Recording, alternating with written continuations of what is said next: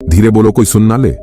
दोस्तों, ये बात हम सबके कानों में जरूर पड़ी होगी और हमारे मुंह से भी निकली होगी, लेकिन सोचने की बात यह है कि ये वाक्य कब कब हमारे मुंह से निकलता है और कब कब हमारे कानों में पड़ता है, क्योंकि ऐसे कम ही गुप्त राज होते हैं जो हम दूसरों के कानों में पड़ने नहीं देना चाहते।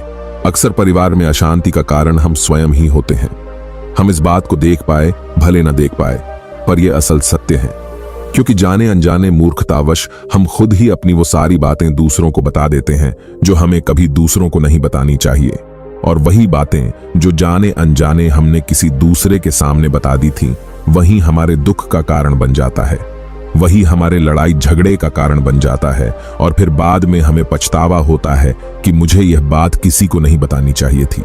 मेरी ही गलती हुई कि मैंने जाने अनजाने ये बात सभी को बता दी और मेरी ही बात मेरे दुखों का कारण बन गई।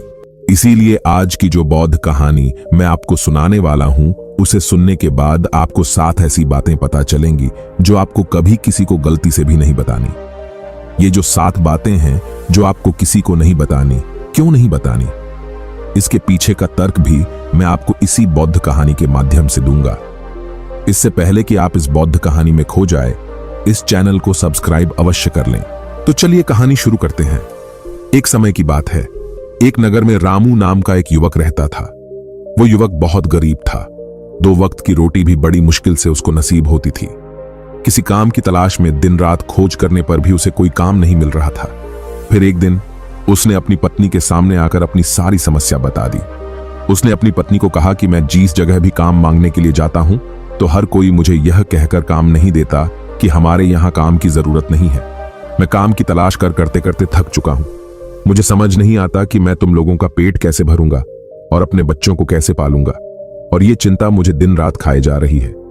यह सुनकर उसकी पत्नी ने कुछ सोच विचार करके कहा कि तुम एक आदमी के पास एक बार ही काम मांगने के लिए जाते हो, और जब वो काम नहीं देता तो तुम 2 बार उसके पास काम मांगने जाते तक नहीं हो। अगर तुम्हें उनसे काम लेना है तो तुम्हें हमदर्दी जतानी होगी, तुम्हें उनसे हमदर्दी हासिल करनी होगी, अपनी गरीबी दिखानी होगी, ताकि वो लोग तुम्हारी मजबूरी समझकर तुम्हें काम पर रख लें। इसीलिए शर्म मत करो, उन्हें अपनी मजबूरी बताओ, अपनी गरीबी बताओ, और इसी उपाय से तुम काम पा सकते हो।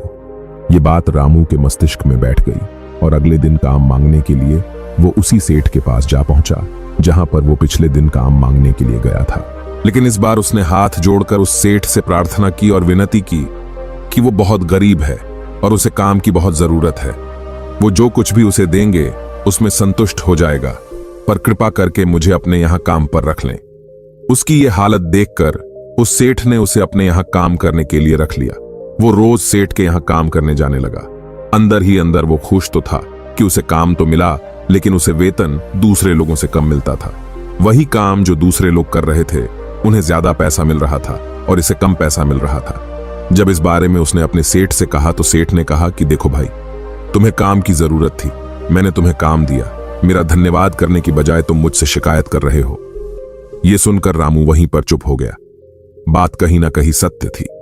सेठ ने तो उसे उसकी मजबूरी के हिसाब से ही काम दिया था और इसीलिए वो उसे अपने अनुसार ही वेतन देता था। लेकिन धीरे धीरे उसने ये बात अपने सगे संबंधियों और अपने दोस्तों को भी बताना शुरू कर दी कि उसका सेठ कैसा आदमी है और उसे कितना वेतन देता है। समय निकलता रहा और रामू पूरी लगन के साथ अपना काम करता रहा, लेकिन अब परिस्थितियां बदलने लगी थीं। सेठ अब रामू से दूसरे लोगों से ज्यादा काम लेता था और उसे कम वेतन देता था। ये बात रामू के मन को बहुत खलती थी कि वो दूसरों से ज्यादा मेहनत कर रहा है और उनसे कम वेतन पा रहा है। इससे उसके आत्मसम्मान को बहुत गहरी चोट पहुंची। अब धीरे धीरे उसका मन अपने काम से हटने लगा। उसका मन काम में लगता ही नहीं था। जाहिर सी बात है कि ऐसी जगह किसका मन लगेगा जहां आदमी को अपने आत्मसम्मान के साथ समझौता करना पड़े। इसीलिए जल्द ही उसने अपना काम छोड़ दिया और वो घर पर आकर खाली बैठ गया।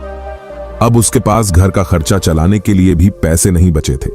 इसीलिए उसने अपने सगे संबंधियों और अपने दोस्तों से सहायता मांगना शुरू किया। लेकिन उसके दोस्त उसके सामने तो उसे दया का पात्र समझते थे, उसे झूठा दिलासा देते थे, लेकिन पीछे से उसका मजाक उड़ाते थे। वो कहते हैं कि रामू कितना बेवकूफ है, सेठ ने रामू से इतना काम लिया और बेचारे को पैसे भी नहीं दिए। अरे हम इसको पैसे दे दे तो ये कल हमारा भी पैसा वापस कर पाएगा। इसके ऐसे हालात है, काम तो इसके पास कुछ है नहीं, पैसा कहां से लाके देगा। और इसी वजह से रामू की हालात दिन ब दिन खराब होते जा रहे थे। अब वो दिन रात तनाव में रहने लगा था। वही उसके दोस्त, वही सगे संबंधी जो उसके अपने होने का दिखावा कर देते, वो उसे दया का पात्र समझ रहे थे। उन्हें उसके ऊपर तरस आ रहा था। सब लोग आकर उसे ज्ञान तो बहुत देते थे, लेकिन कोई सहायता नहीं करता था। और अक्सर ऐसा ही होता है। ज्ञान देने वाले तो बहुत मिल जाते हैं, लेकिन मदद करने वाले, हाथ पकड़कर, उंगली पकड़कर आगे चलाने वाले कितने लोग मिलते हैं। एक दिन रामू को पता चला कि पड़ोस के गांव में एक बौद्ध भिक्षु आया हुआ है जो बहुत ही ज्ञानी है। रामू इतनी परेशानी में था कि उसे कोई रास्ता नजर ही नहीं आ रहा था। इसीलिए जाने या अनजाने वो उस बौद्ध भिक्षु के पास पहुंच जाता है। वहां पहुंचकर वो सीधे बौद्ध भिक्षु के पैरों में गिरकर रोने लग जाता है। वो रोते रोते उन्हें अपनी सारी परेशानी बताता है। उसे बताता है कि किस तरह उसके सेठ ने उसका फायदा उठाया और उसके सगे संबंधी उसके साथ कैसा व्यवहार रखते हैं। सारी बातें सुनकर बौद्ध भिक्षु ने उसे शांत कराते हुए कहा कि बेटा, ये सारी समस्याएं तुम्हारी बुद्धिहीनता, तुम्हारी मूर्खता के कारण उत्पन्न हुई है। अगर तुम्हारे अंदर विवेक होता तो इनमें से एक भी समस्या तुम्हारे मन को दुखी नहीं कर सकती थी, लेकिन तुमने अपने अविवेक के कारण, अपनी मूर्खता के कारण खुद ही अपने रास्ते में कांटे बिछा दिए और खुद ही के लिए समस्या खड़ी कर दी।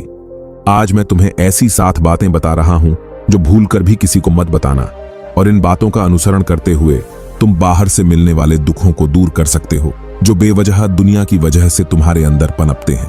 पहली बात जो किसी को नहीं बतानी चाहिए वो है अपनी मजबूरी। अपनी मजबूरी का दिखावा करके दूसरों का दया पात्र बन के उनकी सहायता लेने की गलती कभी मत करना। हो सकता है कि आज वो तुम्हारी मजबूरी देखकर तुम्हारी सहायता कर दें, लेकिन कल वो तुम्हारा फायदा उठाने से भी नहीं चुकेगा। और अगर फायदा भी नहीं उठाया तो दूसरों के सामने तुम्हारा मजाक बनाने में वो आदमी कभी नहीं चुकेगा। इसीलिए कभी भी अपनी मजबूरी का दिखावा मत करो और अपने दुख सुख किसी को मत बताओ। अगर घर में 2 सूखी रोटी है तो वही खाकर सो जाओ, लेकिन दूसरों को इसके बारे में मत बताओ। जरा आप खुद सोचो कि मजबूरी बताने का क्या मतलब होता है। एक इंसान का या तो वह दूसरों से सहानुभूति हासिल करना चाहता है या उनसे कोई आर्थिक मदद चाहता है, लेकिन अगर दोनों ही परिस्थितियां आप देखें तो दूसरा आदमी आपका फायदा उठाने से नहीं चूकेगा, और अगर वो फायदा नहीं भी उठाएगा तो अपनी नजर में तो वो आपको मूर्ख ही समझेगा, बेवकूफ समझेगा, और दूसरों के सामने आपका मजाक तो जरूर बनाएगा। इसीलिए अपनी मजबूरी के बारे में कभी किसी को मत बताना। दूसरी बात जो किसी को नहीं बतानी चाहिए वो है अपने घर की बातें। जो भी हमारे घर के अंदर आपस में बातचीत होती है, हमारे माँ बाप के साथ, हमारे बच्चों के साथ, हमारी पत्नी के साथ, वो बातें परिवार तक ही सीमित रहनी चाहिए।